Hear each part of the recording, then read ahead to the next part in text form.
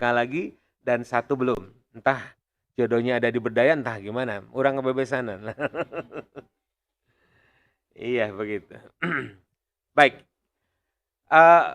Sebenarnya kalau ada yang ngebuka sekolah pranikah, itu insya Allah akan laku.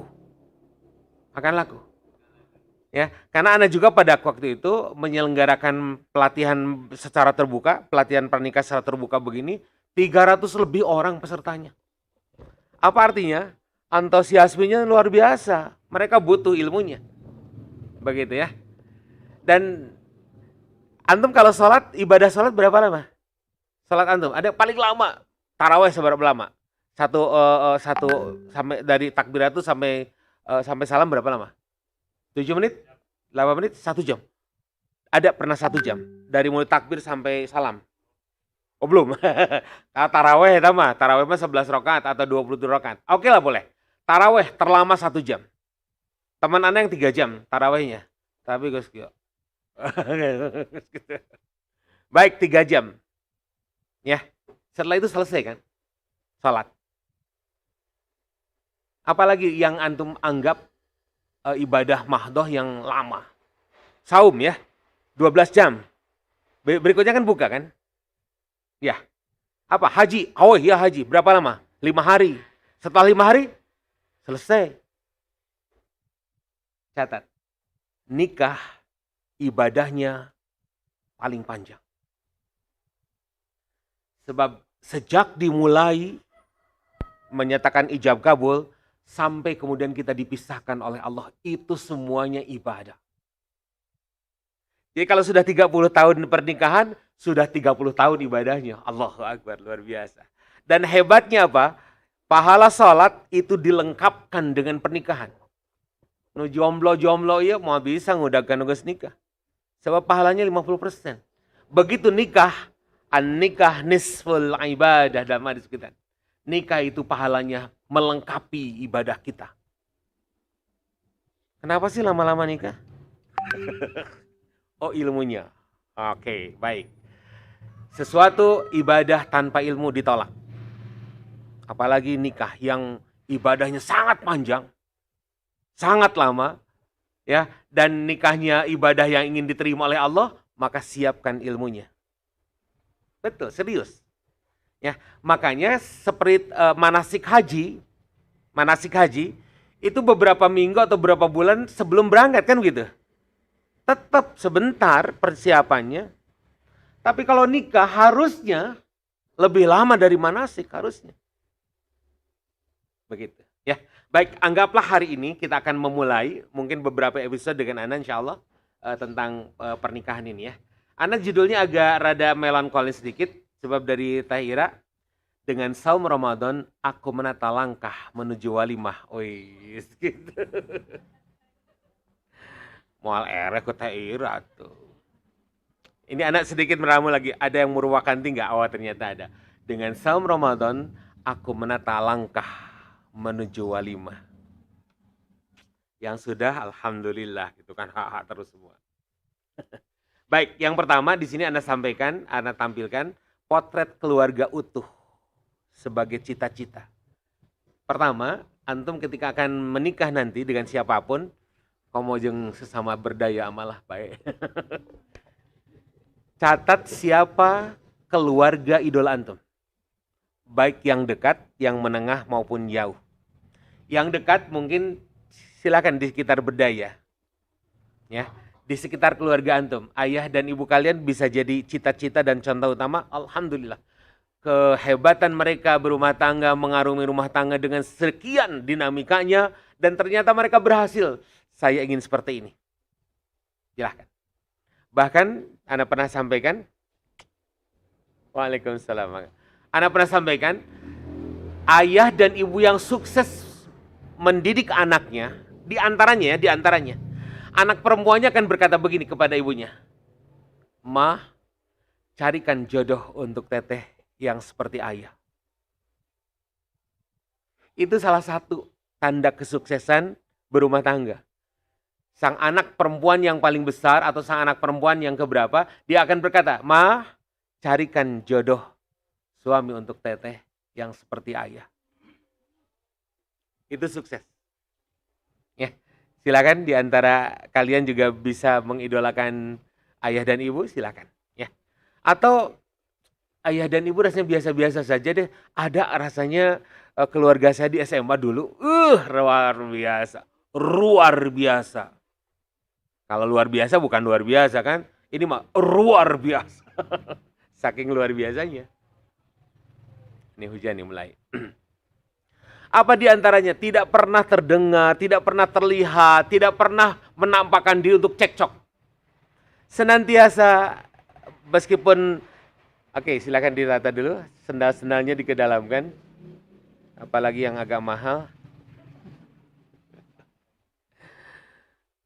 Punten, MyFit itu 1.200.000 ya. Allahu Akbar. Ya sadayana we atong nup MyFit hungkul lah. Sadayana. Oke, mangga di sana lah. Baik, kita lanjut. Atau yang jauh tapi harusnya dekat. Ulangi, contoh jauh tapi dekat. Siapa kira-kira? Rasul Muhammad Sallallahu Alaihi Wasallam. Jauh secara jarak, jauh secara waktu, tapi harus dekat di hati kita. Bahwa suri toladan terbaik itu adalah Rasulullah. Ya, barangkali untuk anak laki-laki asik. Untuk orang perempuan, ada sesuatu dengan poligaminya. Bukan poligami yang dilihat ya, tapi pernikahannya. Terutama untuk sunnah Siti Khadijah. Nanti kita satu saat ya bahas tentang Siti Khadijah. Sehingga kalian, wah terbelalak. Anak sendiri terbelalak. Judulnya bahkan rada bombastis. Setia tanpa batas. Itu Siti Khadijah.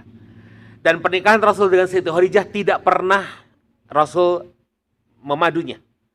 Ya, artinya selama Siti Khadijah hidup, dia tetap bersama Siti Khadijah sendirian. Baru setelah Siti Khadijah menikah, barulah ayah-ayah yang punya anak perempuan menawarkan diri anaknya untuk dinikahi oleh Rasulullah. Jadi bukan Rasulullah. Termasuk di antara Siti Aisyah. Bukan keinginan Rasulullah. Bahkan ini ada agenda Allah. Dinikahkan dengan Siti Aisyah itu. Oke, ulangi yang pertama, potret keluarga tanamkan pada kita. Siapa? Oke, Rasulullah taunya gimana? Rasul baca dong hadis-hadis tentang pernikahan Rasulullah. Bagaimana Rasulullah mesranya dengan Siti Aisyah.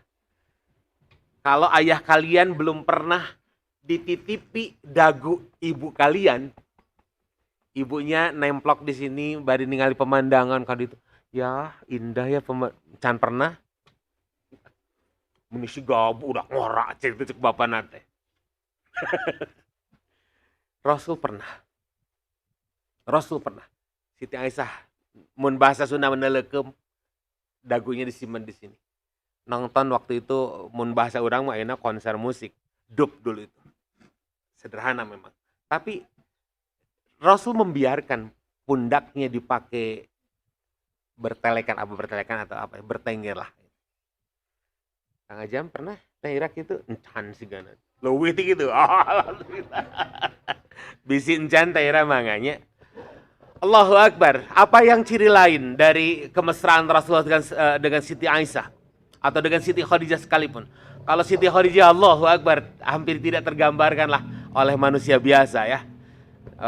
Satu saat kita akan bahas. Tapi di antara dengan Siti Aisyah saja. Dalam lagu Rasul lomba lari dengan Siti Aisyah. Ya jelas Rasul kalah dong. Rasul 60 tahun, Siti Aisyah baru belasan tahun. 19 tahun. Ada di sini 19 tahun. Itulah Siti Aisyah yang ditinggalkan. Dibalik jadi 60 hiji atuh. Allahu Akbar. Oke, ini yang pertama ya. Ini yang pertama yang harus kalian tanamkan. Siapa idola kalian? Yang dekat mudah-mudahan ayah dan ibu. Tapi yang jauh tapi dekat adalah Rasulullah Muhammad Sallallahu Alaihi Wasallam. Wes, filujang sumping Kang Dedi Kang Awai.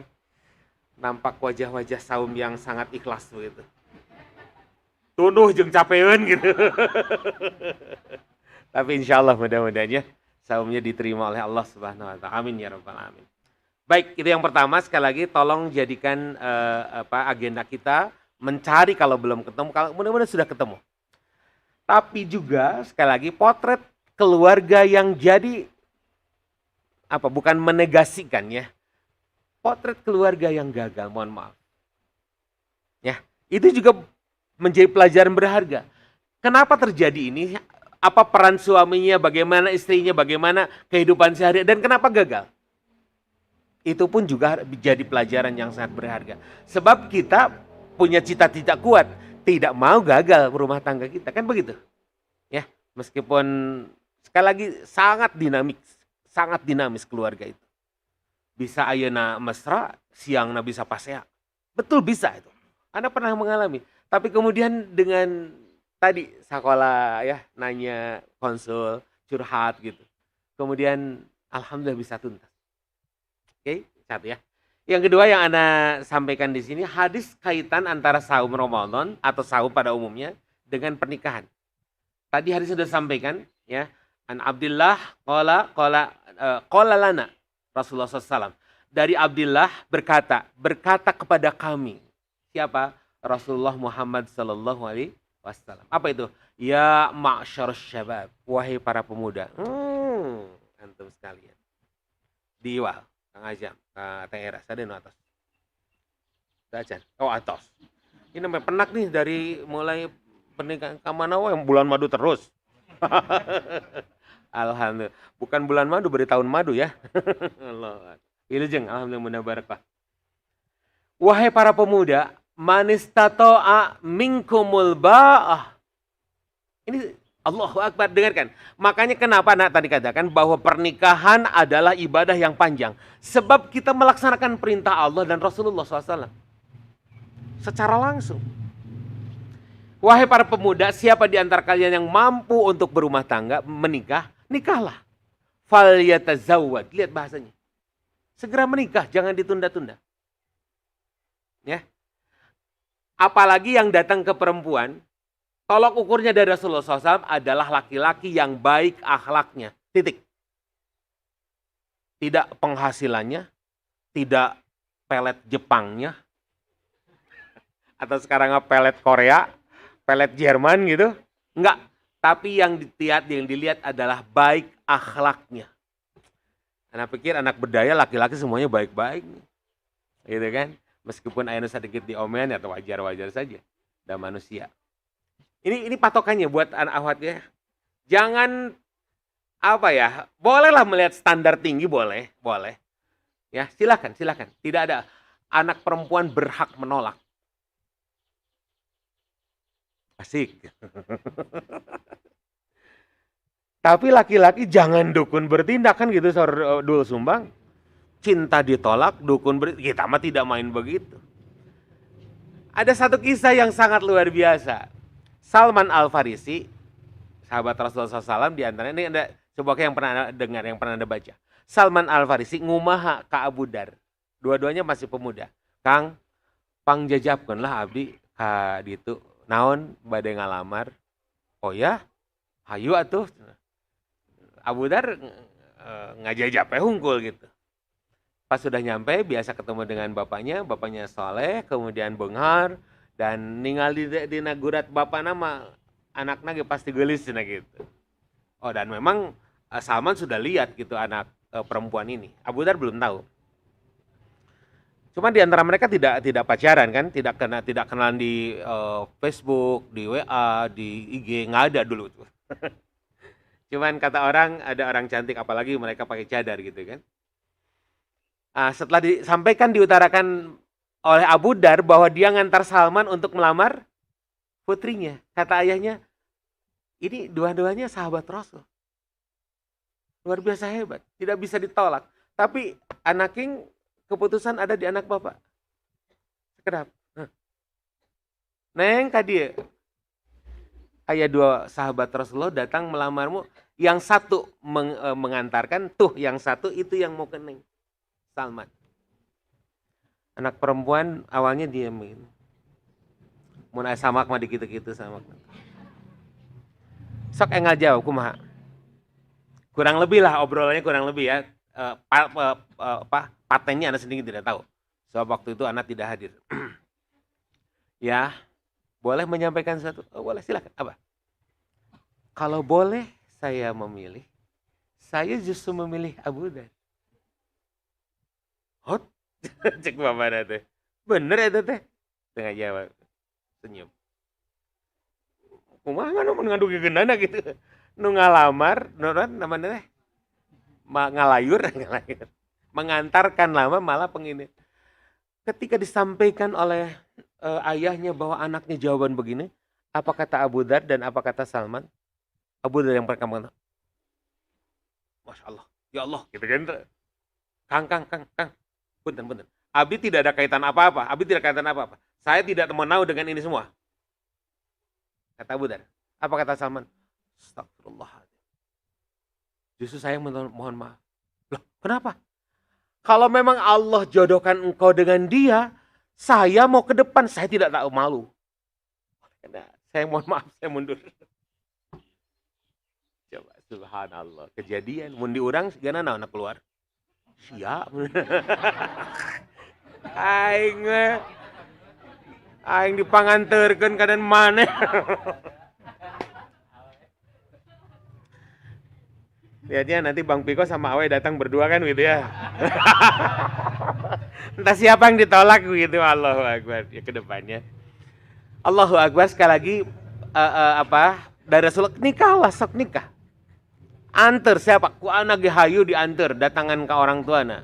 Bisi Kang Dedi tuh bisa ngomong mah di payunan itu gitu. Kang Dedi lah nu paling deket gitu.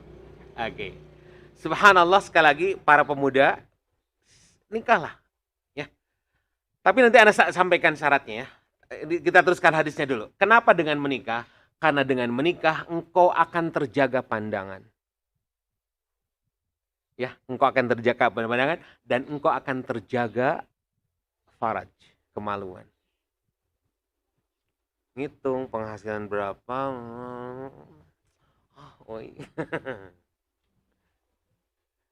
Nu kasep mah bismillah terus teh tinggal jadi bersih bener deh. Nu ngurus enak. Tapi ada juga yang menghitung saya teh bukan apa-apa, ingin membahagiakan dulu orang tua. Luar biasa. Ya, mohon maaf sekali dengan penghasilan yang sekian, saya belum bisa cukup untuk saya berumah tangga dan membahagiakan orang tua. Saya prioritas dulu orang tua. Maka kata Rasulullah kalau demikian, wa malam yastati fa'alaihi bisawm. Lamun anjen can cukup berani dengan segala macam resikonya, maka tahanlah nafsu syahwatnya dengan saum. Subhanallah. Ini luar biasanya. Fa innahu lahu wijad. Karena saum itu akan menahan gejolak syahwat. Nanti ada hukumnya. Kalau Ustaz kumaha geus nolak teh eta bantal gitu pika rusak. Suka dibobot-bobot menurut gitu. Duka ya. Anu pernah ngalaman gitu. Kumaha nanti ada hukumnya ya. Tapi ini dulu hadis ini. Sekali lagi nikah kita lakukan adalah perintah Allah dan Rasulullah SAW yang sangat luar biasa. Maka siapapun yang akan berangkat nikah, siaplah dengan niat yang lurus. Makanya anak kalau jadi khutbah biasanya begitu. Anak king, nyebutnya anak king. Siapapun ya, anak aku yang kenal, apalagi dekat. Tapi kalau enggak, ananda, luruskan niatmu. Sebab pernikahan adalah ibadah yang sangat panjang waktunya. Begitu ya. Ini yang pertama tentang hadis pernikahannya. Begitu. Nah, ketika kita mengukur diri kita sudah mampu, silakan lakukan. Tapi kalau belum, tahanlah dengan saum. Baik, anak akan katakan kenapa saum menjadi obat, menjadi solusi dari gejolak hawa nafsu. Baik, sekarang saya terangkan. Diturunkannya syariat, apapun itu, baik sholat, zakat, haji, dan lain apalagi saum. Yang pertama, ada kewajiban dari ibadah-ibadah itu untuk menahan hifdzul nafs. Ada juga hifdzul mal. Ya. Ada juga ada lima perkara yang harus dilakukan, ya. Oke, yang pertama adalah hibduddin. Jadi dengan menikah atau tidak menikah, kita harus tetap menjaga agama. Jangan seperti ini, mohon maaf. Baik nikah tapi jajan. Cipanas. Jajan ke Kerkop. Ngarah tuh hamil. Jeung banci kok naudzubillah min dzalik. Itu tidak jaga syariah. Tidak nikah, tidak jajan. Mohon maaf. Tapi onani. Itu juga tidak jaga agama, hati-hati. Memang paling minimal, tapi hati-hati orang yang dengan sengaja melakukan onani dan dia sadar, Allahu Akbar, ada laknat dari Allah. Hentikan. Itu bisa hentikan, kawin gawat. Sebab nanti ketika kawinnya khawatir ada gangguan yang diantaranya justru ketika dia berhadapan dengan istrinya malah tidak bisa melakukan itu. Hati-hati. Istighfar. Astagfirullahaladzim. Jadi yang pertama harus ada unsur menjaga agama. Nikah tidak nikah harus terjaga agamanya. Nikah atau alhamdulillah beragamanya lebih kuat tadi. Tidak nikah tahan.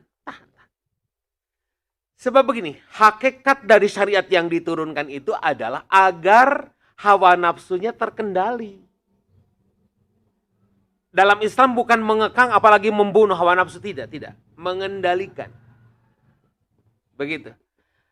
Cengkraman yang begitu kuat hawa nafsu kemudian diarahkan, disalurkan. Itulah agama yang benar.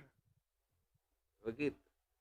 Ya, mohon maaf, tadi pagi ada ustadz yang mengatakan di sebelah sana, di kita bilangnya, tapi tadi mana?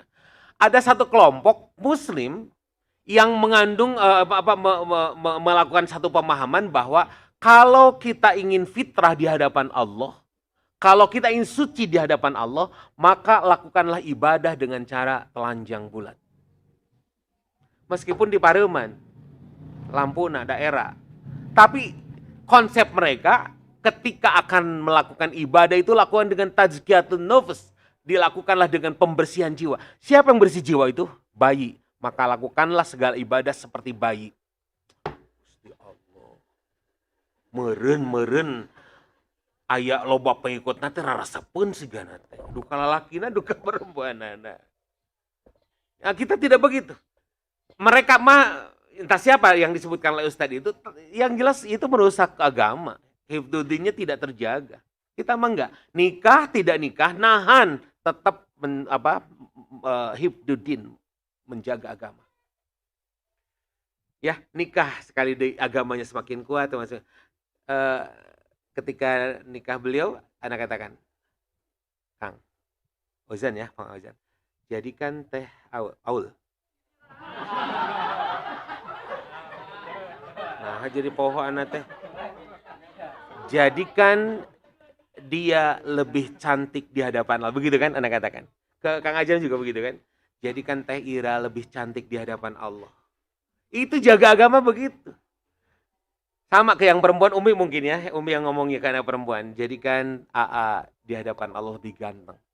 Kenapa? Jaga agama masalahnya. Jadi ketenangan ibadahnya harus kuat. Mencari nafkahnya harus kuat. Sayang kepada orang tuanya tetap terjaga. Ini pernikahan.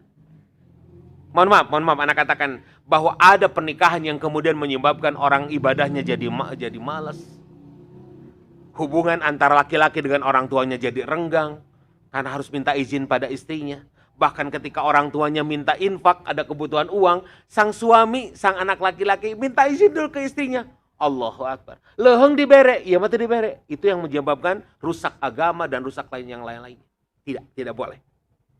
Sekali lagi, dengan nikah kita, tidak nikah kita, menahan nikah kita, agama harus dijaga. Bahasa hadisnya adalah hifdzuddin atau bahasa fikihnya hifdzuddin. Yang kedua, harus ada penjagaan hifdzul akal. Dengan menikah, tidak menikah, menahan nikah, tetap akal kita harus terjaga. Jangan sampai akal kita mati. Liur gustu bisa mikir nikah. Begitu? Gelo jadi. Kalang-lang ling-ling naudzubillah. Ada yang begitu? Tuh, di mana waktu kemarin tuh di TK Tegal Kurdi. Ada anak laki-laki yang minta nikah ke ibunya. Cek ibuna rek di parabanaon pamajikan maneh. Da teu boga gawe, tapi geus hayang nikah. Ngan ku ibuna dilarang. Gelap mata, akhirnya apa? Gantung diri. Mungkin mah da teu diizinan kawin, geus serek. Itu tidak hibdul akal, tidak hibdul din, dan ada nanti hibdun nafs. Sangat dibenci sama Allah orang yang begitu. Kita mah enggak. Oke, ulangi, hibdul akal. Nikah tidak nikah semakin cerdas. Belajar dulu. Itu diantaranya. Ya, kenapa hari ini kita ada belajar tentang sekolah pranikah? Karena menjaga ini. Yang sudah nikah silakan dengan ilmu-ilmunya tentang kerumah tanggaan yang belum siapkan. Begitu.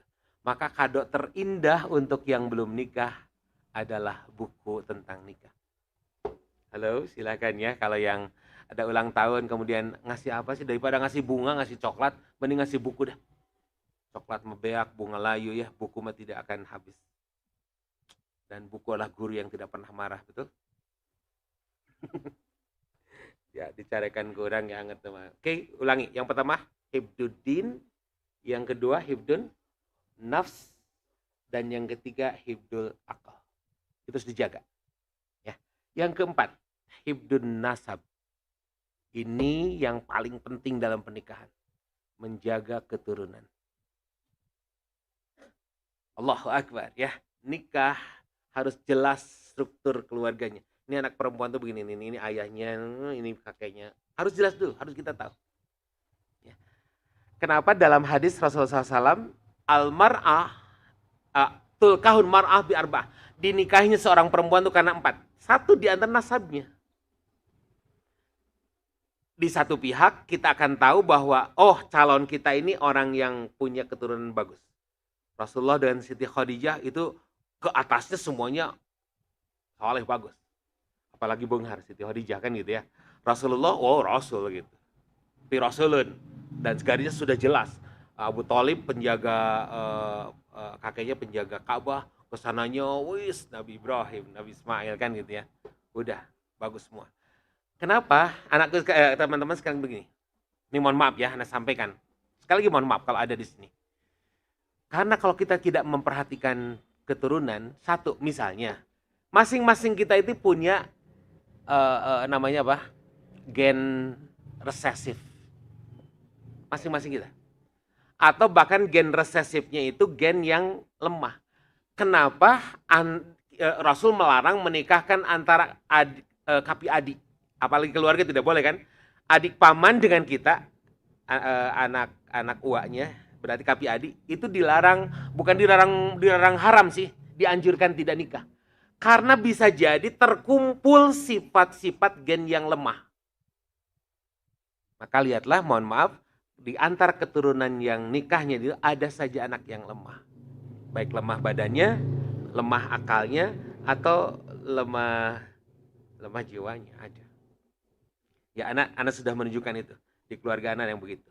Anaknya yang satu, ya Allah, kebuktian begitu, sunnah Rasul. Ya. Itu pun juga sama. Atau, mohon maaf, zaman akhir modern ini hati-hati. Sekali lagi, mohon maaf. Ada anak perempuan atau anak laki-laki yang lahir dari hasil di luar pernikahan. Kenapa dihati-hati? Misalnya contoh perempuan ya, naudzubillah, tapi di Indonesia nggak ada. Seseorang akan menikah dengan anak perempuan yang bapaknya dulu pernah berbuat zina. Dan lahir anak perempuan ini. Anak perempuannya tidak dosa. Tidak ada istilah anak haram. Tapi begitu bapaknya menikahkan anaknya karena merasa bapaknya, itu tidak sah pernikahannya. Kenapa? Karena wali yang halal dan boleh menikahkan adalah wali yang sah. Siapa? Ayahnya yang sudah menikah secara agama maupun negara. Dulu, punten. Kecelakaan. Hati-hati. Jadi, nah ini rada sulit ya mengungkapkannya nanti. Maknya kudu ditulis baheula gitu. Sulit kan? Makanya ini harus ada kejujuran dari pihak orang tua. Anaknya mungkin tidak tahu. Karena selama ini dipending. Kalau tahu, wah anaknya akan bagaimana gitu kan. Yang jujur harusnya ayah dan ibunya. Ini pernah kejadian. Ana disuruh untuk menerima dari pihak perempuan. Dan Ana tahu anak ini dulunya adalah lahir di luar nikah. Tapi kemudian dinikahkan, lahir gitu kan. Jadi ayahnya tetap tidak boleh jadi wali karena dia bukan ayah yang sebenarnya secara hukum, tapi ayah biologis saja. Bayangkan, ayahnya maksa untuk jadi wali dan menikahkan anaknya, maka sepanjang hayat anaknya terus-terusan zina. Sementara anaknya tidak tahu dan anak laki-lakinya apalagi. Alhamdulillah. Jadi harus ada kejujuran dari pihak orang tua. Caranya, panggil anak laki-laki. Terangkan. Itu yang anak alami adalah anak laki-laki dipanggil di malam hari besoknya. Jadi H-1, tapi malamnya. Bukan H-1 lagi. H-3/4 berarti ya. Karena malam hari. Diserangkanlah oleh seorang ustadz. Bukan bapaknya dia daerah. Gini nih. Rek dituliskan, mangga. Rek stop juga. Anak perempuan sudah ridho. Anak perempuannya dikasih tahu sebelumnya. Nangis dia. Anak laki-lakinya bilang begini, luar biasa. Pajengan, abdi mencintai calon istri saya karena Allah. Bukan karena apa-apa. Maka lanjut. Akhirnya apa? Di malam itu anaknya dinikahkan oleh Pak Kiai. Tidak oleh bapaknya. Jadi Pak Kiainya seolah sebagai wali hakim. Dan kemudian nikahnya sah. Selesai, anak laki-laki itu pulang ke keluarganya dan tidak memberitahu siapa-siapa. Besoknya ketika nikah, tetap bapaknya yang biologis itu yang menikahkan. Tapi itu hanya sekedar sandiwara. Yang sah pernikahannya lah malam. Ini hanya untuk menutup aib dari masyarakat yang memang tidak tahu. Tidak tahu. Ataupun mungkin ada yang tahu, walau alam sih. Tapi yang jelas anaknya terselamatkan, keluarganya pun terselamatkan. Hati-hati dengan ini. Ya, Allahu Akbar. Jadi hibdun nasab ya, menjaga keturunan. Karena kita mah ingin sekali bahwa anak kita itu kita akui di hadapan Allah. Andai anak kita lebih soleh daripada bapaknya nih, anaknya lebih soleh, maka satu saat kita bisa ya Allah, abdi memang tapi abdi gaduh putra untuk tos lebet surga. Anaknya kemudian merajuk kok, betul ya Allah, dia ayahku. Bukti ayahku ada tuh, dia pernah mengakikahi saya. Hati-hati yang belum diakikahi, belum 100% bisa ngaku ke orang tuanya. Hati-hati. Dan Allah melihat kesolehan anaknya betul, dan Allah mengizinkan ayahnya dan ibunya yang tadinya mau ngejubur kenakan dibawa oleh anaknya ke surga. Itu pentingnya keturunan. Hibdun nasab ya. Dan yang terakhir dalam pernikahan itu harus ada hibdul mal. Menjaga harta. Ya, kalau di antara kalian ada yang dua-duanya, seperti Ana juga kerja dua-duanya, ada ya dinamika lah, kaimah wah nanaon gitu ya, dibuka can aya cai tiis gitu ya, Tera mungkin kalah banyak. Itu nanaon, karena kita sudah sepakat bersama, kita akan bangun rumah tangga, apapun yang terjadi, yuk mun kitu mah orang jajan di parung padi. Banyak dapur Ana mah parung padi, kemudian Baraya, kemudian Wastika, kemudian Cibiuk, Cikenceho. Asal sepakat aja ngaya duitnya, nah nih temenang, udah menang wae. Sepakat tapi ulah lila loba-loba tuh, beak atau sabulan samingguan. Dinamika silakan ya satu saat mah. Nih kemarin sebelum saum ada seorang kepala dinas bahkan berkata, Ustad abdi mamun enjing-enjing teh jeung mojo teh kerja sama masak. Abdi naon pun mojo naon nyiapkeun pur anak. Abdi mah tos masak simpen mah dina meja. Ke kantor teh nyarak naon. Keur sarapan abdi jajan meser. Ada begitu. Tapi sudah sepakat antar suami istri, silakan. Ya, ada yang kejadian begitu. Pas teteh geus uih ti kantor jam 5, jam setengah genep, dibuka tetehna anggar keneh teh di mamku pun anak teh. Si orang pun anaknya jajan deui cenah di luar. Ya itu malah silakannya. Tapi yang jelas lihat, Kang Ajam waktu nikah dengan Teh Ira paling bawa tangeuyan berapa? 20, 30 atau berapa tangeuy gitu kan. Nikah. Ya, ini Asep Dudan juga sama, apalagi Ana dulu kan boga naon Ana mah. Gaji Ana antum tahu waktu itu 96.000. 96.000. Wah, ini nikah. Kalian mah juta. Wah, ini we da geus hayang kawin gitu kan. Oke, alhamdulillah Allah karuniakan ya awalnya si Vespa merah gitu ya. Kemudian si Vespa biru, 8 Vespa teh Kang Dedi teh. Ganti-ganti teh. Kakara kamari ganti ka motor Jepang teh. Ayeuna geus ganti deui ka si Vespa gitu. Tapi Allah berikan keberkahan ke sininya. Ayeuna lamun pindah sigana 2 truk 3 truk barang tah. Baheula waktu nikah ditangeuy hifdul mal. Kita jaga harta kita, istri apalagi menjaga harta yang dicari oleh suami. Karena tugas istri kan menghabiskan uang ya. Asik. Tugas istri itu iya. Tidak diwajibkan istri mencari uang. Tapi kalau mencari sendiri silakan. Tapi dengan izin suami. Tapi suami dapat, serahkan ke istri untuk dihabiskan. Silakan. Tapi menghabiskannya catat kudu jadi ibadah. Kan gitu ya. Makanya Kang Ajam ketika ngasih uang tuh yang abi infak. Begitu bahasanya Kang. Maka ku Teh Ira Tambi ucapkan jazakumullah ahsanal ja. Disium atuh Teh Ira. Ya, ada hibdul mak kemudian dijaga meskipun secara hitungan matematik mau cukup ya teh. Tapi kok masih hidup sampai sekarang? Ngobrol kelaparan, ketika mau beli baju kebeli, beli sendal kebeli. Beli motor insya Allah kebeli seperti itu. Luar biasa. Itulah yang disebut dengan hibdul. Ulangi, pernikahan sekali lagi yang dijalankan nanti oleh kalian dan termasuk anak harus melingkup 5 hal. 1, hibduddin, jaga agama. 2, hibdul akal, jaga kecerdasan pikir. 3, hibdul nafs dulu, hifdul nafs, jaga jiwa, ya. Yang keempat, hifdul nasab, ya. Dan yang kelima, hifdul.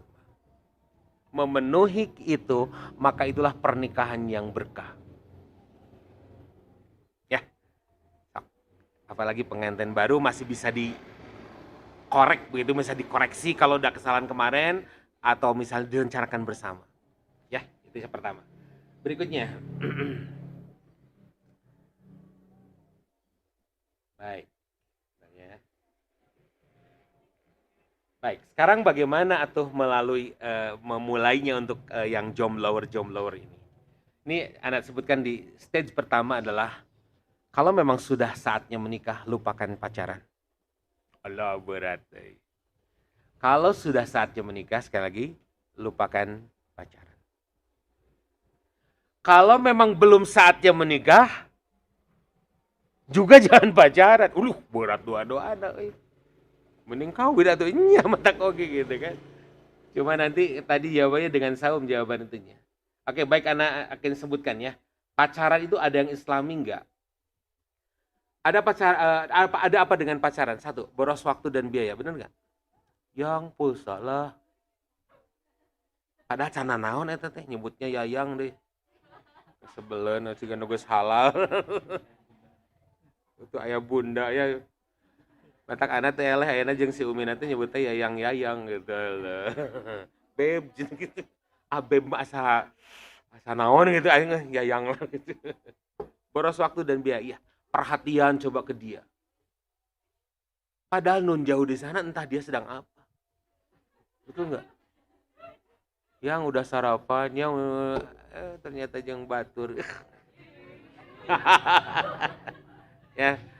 Maka stop pacaran. Karena dengan pacaran sekali lagi boros waktu dan waktu. Yang kedua, kadang bepergian berduaan dengan dia yang non muhrim kan.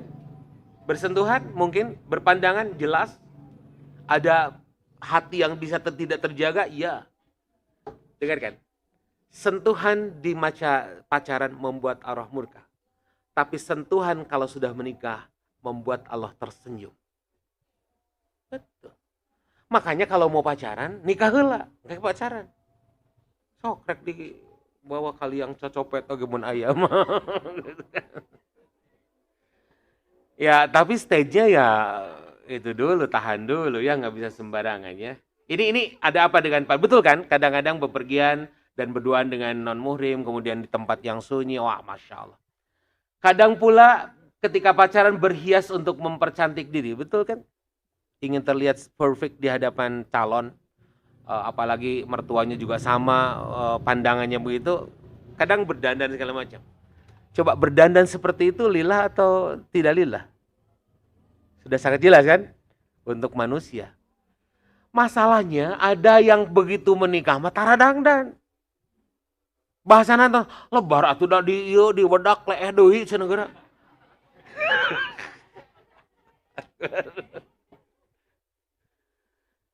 Jadi setelah nikah cenah udah berapa bulannya nggak pernah dibedak-bedak acan cenah. Nah, dah tah leeh deui cenah lebar. Gusti Allah. Ini kadang-kadang terbalik ya. Ketika pacaran begini, ketika sudah nikah begini, padahal itu terbalik. Berikutnya, angan-angan dan kadang jinah hati. Apalagi WA sekarang ya. Apalagi WA-nya bisa video call. Masya Allah, sangat mungkin ya. Zinahnya bukan zina hati lagi. Bersentuhan tangan, aktivitas mendekati zina. Pada Allah mengatakan, wala taqrabu zina. Sudah jelas. Artinya kita melanggar kalau nikah pacaran. Allahu Akbar. Sekali lagi, ana merumawas istighfar ayo ya Allah. Maka masuk Ramadan, Allahumma innaka afuwun tuhibbul afwa. Ya Allah baheula da tencerang ilmuna. Begitu. Ya. Allahu Akbar. Astagfirullah.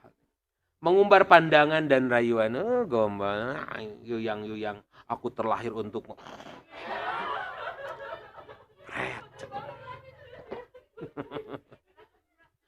Rayuan gomo, aneh nate ujuk-ujuk bisa ngarayu. Sok geus nikah, aya rayuan teu? Hah? Aya rayuan teu? Aya kan istrinya bilang, "Kang dulu mah akang suka merayu cenah abdi can nikah."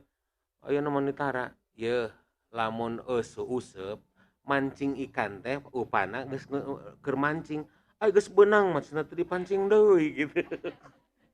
Enggak, sebenarnya enggak boleh ya. Bolehlah tiap ulang tahun sampaikan surat ya. Masya Allah silakan di 40 tahun tanda tanya. Apa artinya bagimu? Lihatlah langkah kau di belakang. Jelas terlihat. Ada di sana air mata. Itu puisi. Si Umi 40 tahun dikitukan puisinya Kang Dedi. Wah, Masya Allah.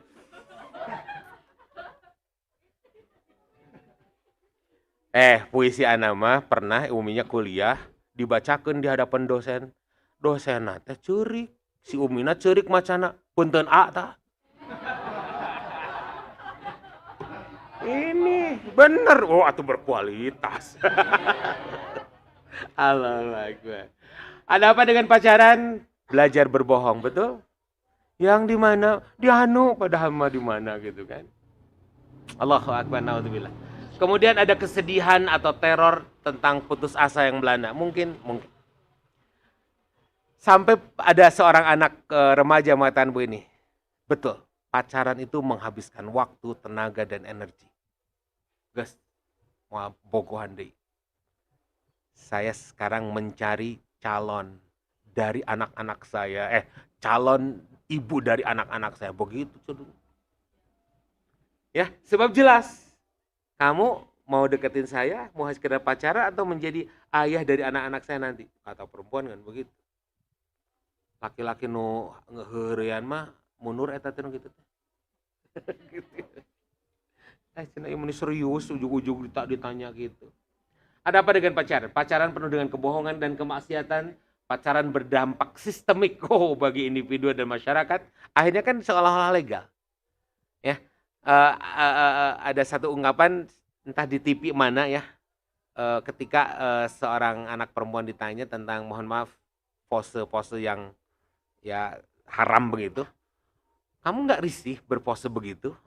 Loh, kenapa risih? Kan yang moto juga pacar kan? Allahu Akbar. Kalau orang lain tidak boleh lihat, tapi kalau pacar boleh lihat orang. Ini kan Masya Allah gitu. Padahal dengarkan. Ketika Anda pacaran dengan seorang yang bahkan mungkin tidak jadi, dia dipoles sedemikian rupa oleh iblis, oleh setan agar kau tergoda. Dengan laki-laki lain mungkin tidak tergoda, dengan perempuan lain tidak tergoda. Tapi dengan perempuan ini, dengan laki-laki ini imanmu goyah. Kenapa? Karena dia sedang dipoles oleh iblis untuk melemahkan imanmu. Maka segera istighfar dan putuskan. Nikah atau putus? Take it or leave it. Begitu. Teori Pak. Iya betul, silakan. Ya. Kalau antum tidak ingin menyesal kemudian begitu. Oke?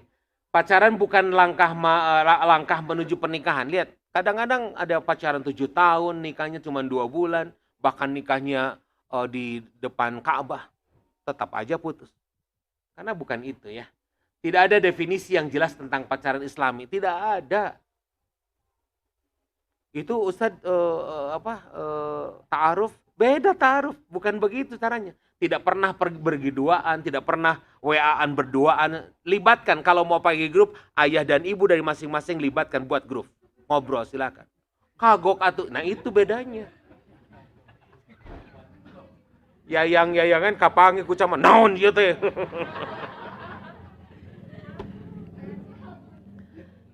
Iya.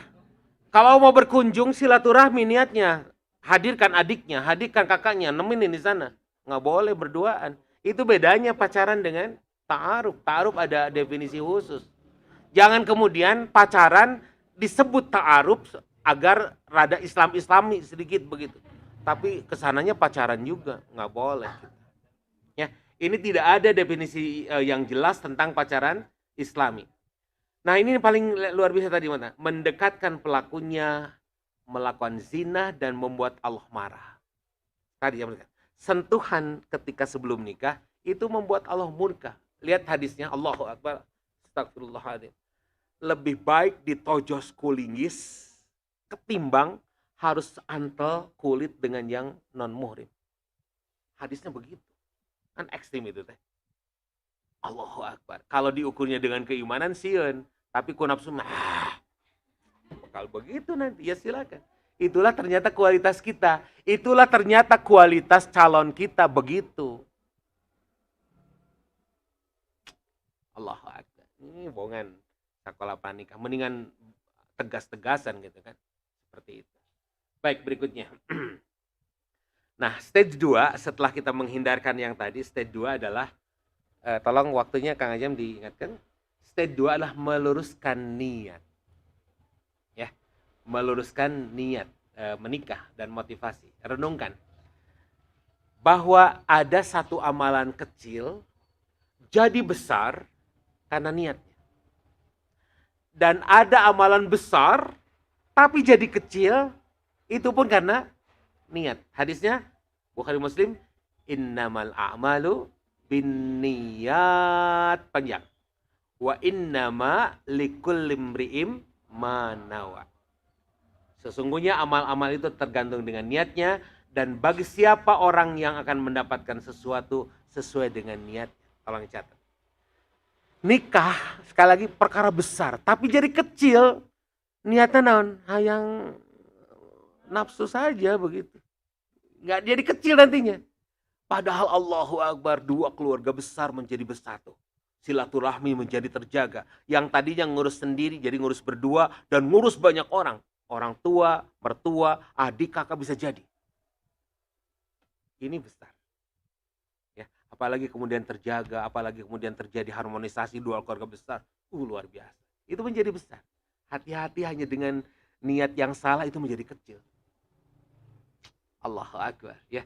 Tadinya berniat ingin ibadah 100%, kok malah jadi salah. Renungkan khusus niatan nikah. 1. Barang siapa menikah dengan seseorang wanita karena memandang kedudukannya, maka Allah akan menambah baginya kerendahan. Itu mah ada anak darah biru, kurang mah darah hitam, penyakit unggul gitu. Kedudukannya, bosnya atau apanya direndahkan. Ya. Yang kedua, barang siapa menikah wanita karena memandang harta bendanya, bengharna ya, tadi mah kedudukannya, sekarang harta bendanya, Allah akan menambah baginya kemelaratan. Asik, mobilnya asik, motornya asik, loba. Oh, nikah, naon kali itu teh? Mana kan nikah dengan saya nggak bawa apa-apa, cuma bawa pistol basah kan? Jadi rendah, jadi hina, coba orang gitu-gitu. Ini geus ngarti pistol basah. Yang ketiga, barang siapa menikah wanita karena kecantikannya, ada ini cantik semua nih, hati-hati. Maka Allah akan menambahkan baginya kehinaan.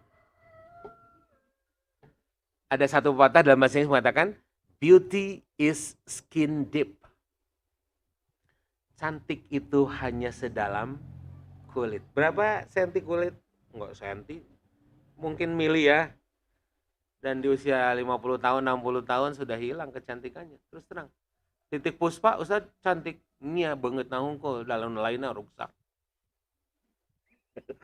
Hanya wajahnya terjaga. Ini, anggar disebut naga ya. Titik Puspa itu meskipun gelis.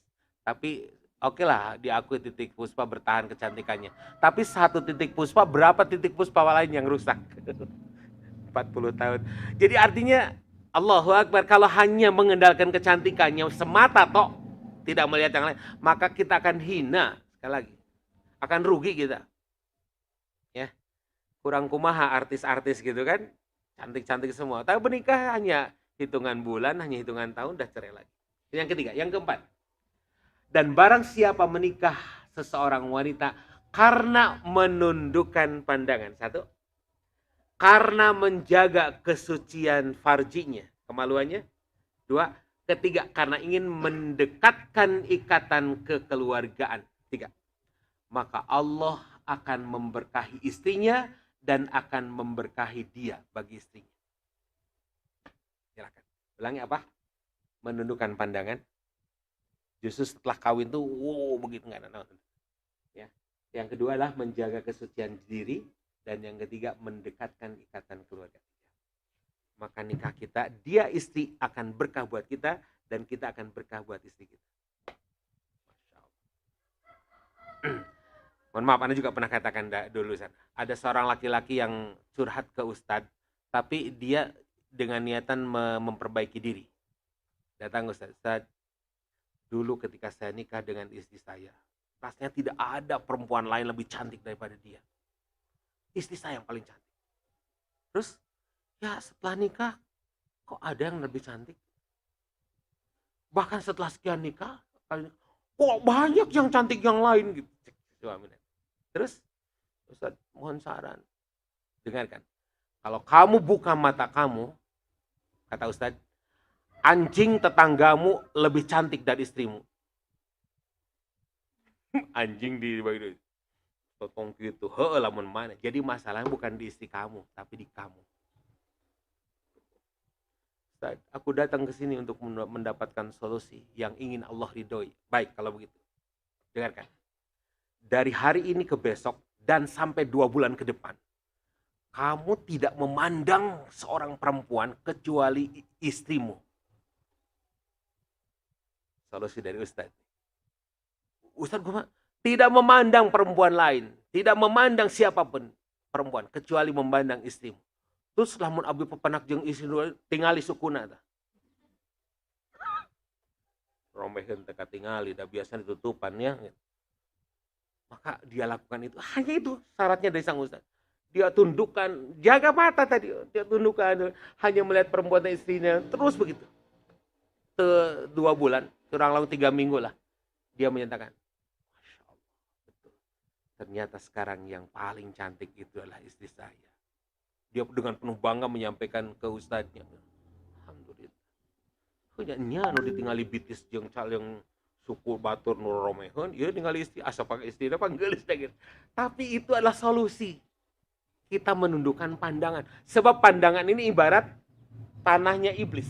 Kalau kita lesatkan ke sembarangan, kita akan melihat tidak lagi menikmati nikmatnya iman dalam dada. Hati-hati. Tapi begitu kita menundukkan pandangan, rasanya tetap yang paling cantik itu sih. Kenapa? Karena batur mah geulis oge teu meunang ditingali. Kan gitu. Kalaupun ningali istri, astagfirullahaladzim, niat istri begitu enggak? Sok rek dipandang bolotot oge pek teh teuing ditingali. Ya, Allahu Akbar. Sekali lagi. Akan menemukan kesucian di hadisnya. Ada memang karena laki-laki itu normalnya datang ke Rasul, ya Rasulullah, aku ini sudah menikah tapi ketika lihat perempuan lain kok ada ketertarikan. Cepat pulang, datang istrimu. Sebab dia sama dengan istrimu. Beda casting hungkul, beda mancung nage mau 2 cm, beda paling sababaraha senti gitu. Kulitnya itu bobodas, raya bodas saeutik gitu kan. Pernah kaduruk misalnya, ya beda saeutik lah pokoknya mah. Kan gitu ya? Nyanya gitu. Loh, suaminya lihat istrinya sejak tidur, udah segala macam, apa segala. Sementara lihat orang lain sudah dangdana. Kan begitu? Maka jelas kalau kita tidak menundukkan pandangan dan tidak mengikuti agama Allah yang tadi nafs tadi, maka jelas hati kita tidak akan kuat. Memandang dunia ini serba indah. Tapi kemudian kita pandangan, ya Allah, ya Allah. Terus terang deh, mohon maaf ya, Ahwat. Anda senantiasa mengatakan begini, kalau ada misalnya sesuatu yang wah, sama manusia, wanita dunia. Anda bilang begitu? Wanita dunia. Buang air besar, buang air kecil, kelekna bau. Begitu kan? Sama. Hanya kita melihat dia pada saat dia sudah dangdang. Sementara kita lihat yang di rumah, segala macamnya kita tahu. Coba orang, mohon maaf ya, ini ada orang yang mengalajur nafsu kemudian nikah dengan perempuan yang dia dapatkan tadi, ternyata 2-3 tahun cerai juga. Naudzubillah min dzalik, keur naon kitu mah gitu. Allah Akbar. Ini jadi empat niatan renungan untuk para laki-laki juga para wanita. Baik, yang bagian terakhir nih, nanti sebelum ada stage 3 ya. Jadi hukum nikah nih, atau mending hukum nikah dulu ya, hukum nikah ya. Kondisi di mana kalian? Ya, Bang Piko dengan Bang Awai ternyata beda nih, gitu. Apalagi dengan siapa murid Umi teh? Sofian, beda jauh gitu. Oke, kita lihat. Pertama, hukumnya jadi wajib. Kudu nikah. Ketika, 1, kemampuan finansialnya sangat cukup untuk memberi nafkah. Ukur 10 juta gajinya. Kebutuhan cuma 2 juta. Emang di Parabanaun gitu? 2 juta sebulan. Sehingga asik bisa saving 8 juta. Emang di Parabanaun 2 juta sebulannya. Masya Allah. 1 ya, finansial cukup. Yang kedua, lingkungan dan kondisi memudahkan pada perzinahan, hati-hati. Bahkan ditawaran, bahkan digandeng-gandeng, bahkan memungkinkan. Datangnya ke rumah, monoknya ada bapak jeung mama, hati-hati. Ya, ayah sih mama, tapi mama memperbolehkan. Hati-hati. Ya, lingkungannya memudahkan untuk perzinahan. Yang ketiga, latar belakang keimanan dan kesalehannya belum memadai. Can terbina. Orang yang terbina mah ngomong begitu, nges, mau balik. Ya, ini tentang keimanan nih, harus menjadi tolak ukur. Tadi ayat yang dibaca, janganlah menikahkan anak perempuan dengan laki-laki yang belum mukmin. Meskipun dia menarik hatimu. Bahasa orang mah meskipun ganteng. Dan janganlah menikahkan anak laki-laki dengan perempuan yang musyrikat. Meskipun perempuan itu cantiknya luar biasa. Kenapa? Ulaika yad'un nar. Kalau gitu, ulaika yad'un nar, yad'u ilan nar. Karena mereka menyerumu kepada neraka. Oke, siap. Ya, Ini hukum wajib ya. Sekali lagi ukur, apakah kalian masuk sini. Yang terakhir, puasa pun tidak mampu menahan gejolak syahwat. Gus puasa, gus kawin. Sabun beak seberiji. Bantal beak seberiji. Ayo. Sekali lagi, kalau sudah pada tingkat ini, ngal gara nikah. Sebab, naudzubillah, terjebak dalam kemaksiatan. Ini wajib ya. Tapi juga bisa haram, dengarkan. Haram ketika bisa dipastikan akan menzalimi istrinya kelak. Baik secara biologis, psikologis maupun finansial. Duit teboga, awakna dati baheula onani, jadi peot gitu. Ya, tapi nafsuna loba gitu. Diyakini nikahna begini haram, tidak boleh. Karena akan menyakiti. Dan yang terakhir, makruh. Boleh nikah, boleh tidak. Ketika seseorang dalam kondisi dikhawatirkan akan merugikan pasangan. Dikhawatirkan, ya makruh. Kemudian berpenghasilan pas-pasan, bahkan belum layak, emosional dan labil, kemudian ringan tangan. Tidak mempunyai keinginan pada perempuan. Itu makruh. Ya, makruh. Jadi makruh itu kawin membuat Allah marah. Tidak kawin lebih baik. Dan yang terakhir adalah mubah. Mubah itu boleh. Penghasilan ada, ya meskipun tidak cukup, keinginan sudah ada, tapi masih bisa menahan. Lingkungan juga baik. Hal-hal itu yang kemudian membolehkan nikah. Tapi kalaupun menahan, bisa. Hal-hal yang boleh tadi, kemudian tidak bisa menahan gejolak, wajib. Cak, dugi kadinya, margi waktosna, langsung habis ya. Nanti ada stage 4 berkaitan dengan langkah-langkah berikutnya. Ya, silakan kembali kepada MC. Baik, syukuran jazakallah khairan katsiran Ustaz Asep yang sangat menarik telah membahas mengenai tadi. Pertama-tama kita harus mengetahui dari pertama sebelum menikah itu udah menekan siapa yang akan jadi role model dalam pernikahan kita. Kemudian tadi yang menarik adalah jangan menunda-nunda untuk melakukan pernikahan jika sudah siap. Jadi bagi akan teteh di sini yang sudah siap, mangga besok langsung ke kawin.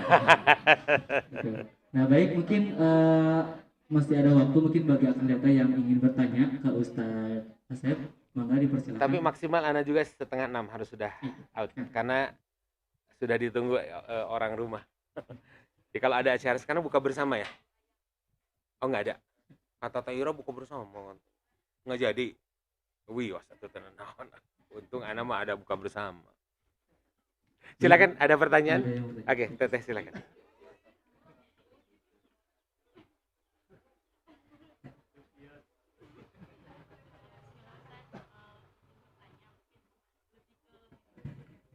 Boleh nggak apa-apa, mewakili kan? Mewakili. Bismillahirrahmanirrahim.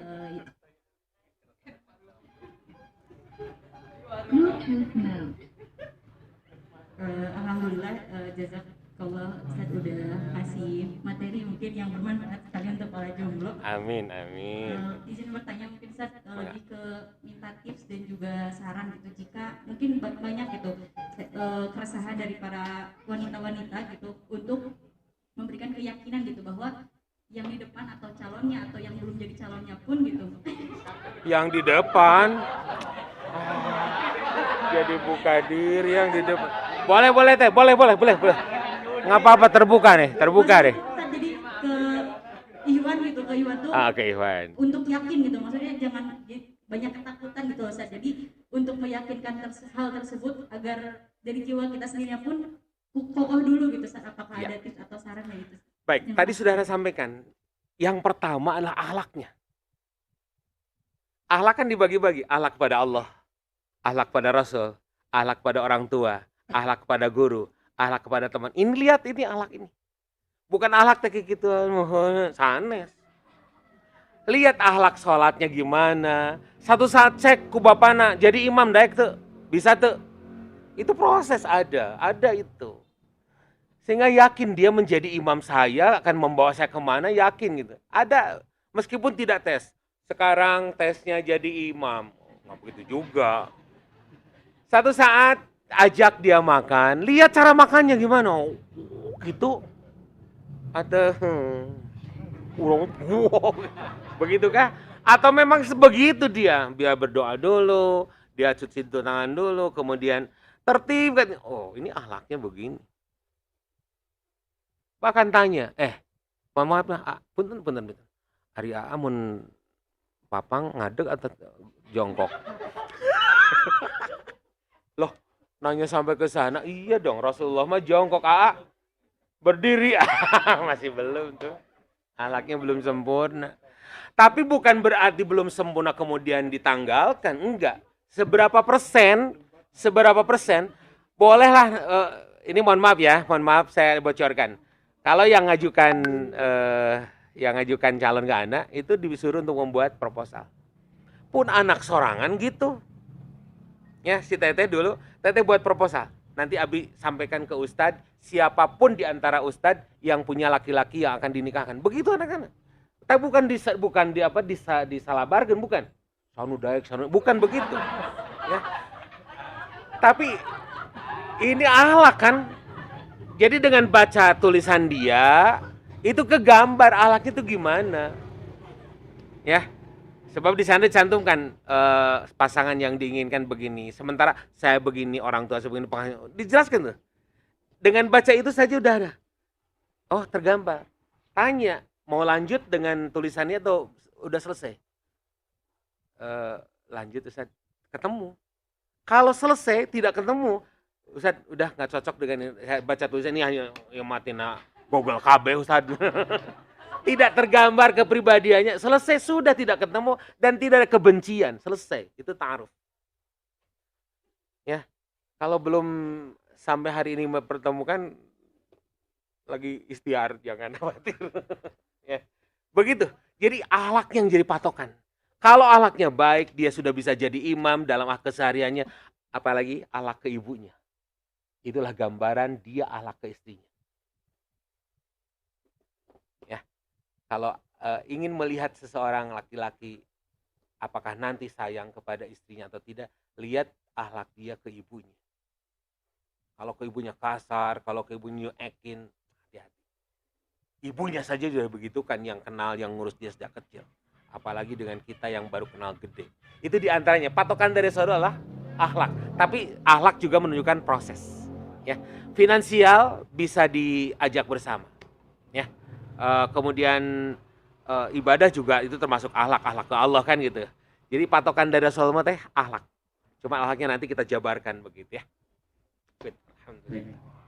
Terima kasih atas jawabannya. Mungkin bagi Akang Teteh ya, tadi saya melihat wajah-wajahnya masih banyak pertanyaan nih. Wajah pertanyaan. Banyak pertanyaan. Wajah masalah. Wajah-wajahnya. Ya. Jadi karena mungkin masih penasaran, jadi Akang Teteh silakan datang di minggu depan dengan tema yang sama, sakral pranikah. Dan bisa ditanyakan langsung kepada ustadznya. Nah, mungkin untuk hari ini diucapkan sekian. Terima kasih atas segala antusias dan kerjasama dari Akang Teteh dan Ustadz juga. Terima kasih, semoga berkah dan menjadi ladang pahala bagi khususnya bagi Ustadz dan umumnya untuk kita semua yang mendengarkan. Baik, mungkin mari kita tutup kajian pada sore ini dengan mengucapkan hamdalah. Alhamdulillahirrahmanirrahim. Dan dengan istighfar terbaik. Astagfirullahaladzim. Dan membacakan kifaratul majelis. Subhanakallahumma wa bihamdika asyhadu an la ilaha illa anta